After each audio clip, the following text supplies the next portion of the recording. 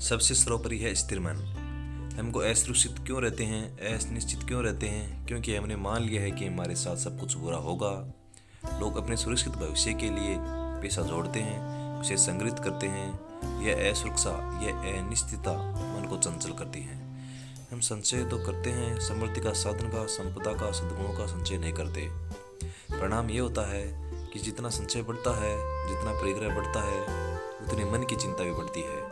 यह मन का जो कचरा है, मन का जो कूड़ा है, वह हमको अस्थिरता करता रहता है। लेकिन हमें अपने मन को अस्थिर करना है, इसलिए पहले हम पहचाने जाने कि कहाँ कहाँ हमारा मन जाता है। हमारे मन को कौन अस्थिर करता है?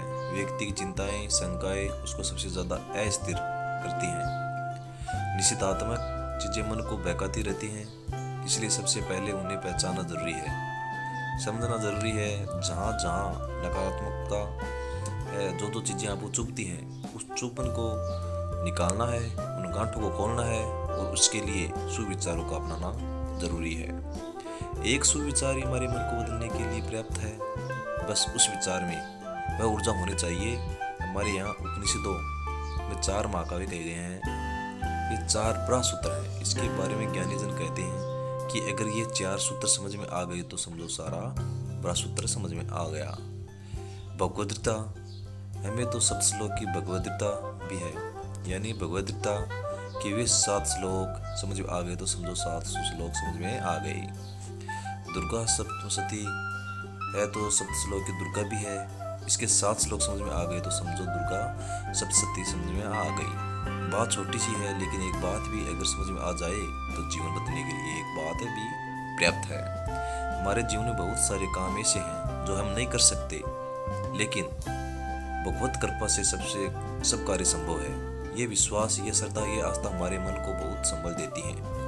मन को अस्थिर होने से बचाते हैं, उसे एक जगह टिका देते हैं। जीवन में कई बार बड़ी दुर्घटनाएं घटती हैं, जैसे स्वतंत्रता से पूर्व हमारे देश की पूर्वोत्तर क्षेत्र यानी गोरखपुर, बलिया, बिहार का कुछ इलाका आदि, इन जगहों में एक दुर्घटना घटी। अंग्रेज लोग वहाँ के कुछ लोगों को पकड़ कर ले गए। ये लोग घर से दूर, परिवार से दूर, रिश्तों नातों के बिना वहाँ पर कैसे रहे? वहाँ तो उन्होंने मजदूरी करनी थी, अपने रिश्ते तो उनके देश में ही छूट गए। कोई उन्हें घर वापस बुला नहीं सकता था।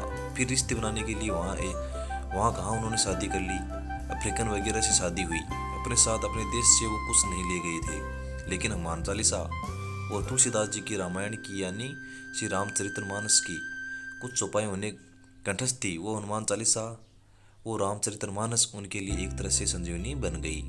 उन्हें भावनात्मक संबल देने के लिए एक आधार बन गई। आज भी आप देखो तो जो दूर देश के इलाके हैं और उनमें बसे हुए भारतीय हैं, उनसे पूछो कि वे अपने साथ क्या लाए थे। जब मन टूटता है तब उस टूटे बिखरे मन के लिए उनका संबल क्या होता था। हनुमान चालीसा आज भी वहाँ पर जब भारत से कोई कथावाचक जाते हैं तो बड़े अनुराग से वे राम कथा सुनाते हैं, क्योंकि उन राम के नाम से, उन हनुमान जी के नाम ने हनुमान चालीसा की चौपाइयाँ ने उनके जीवन को डोर बांधे रखी। उन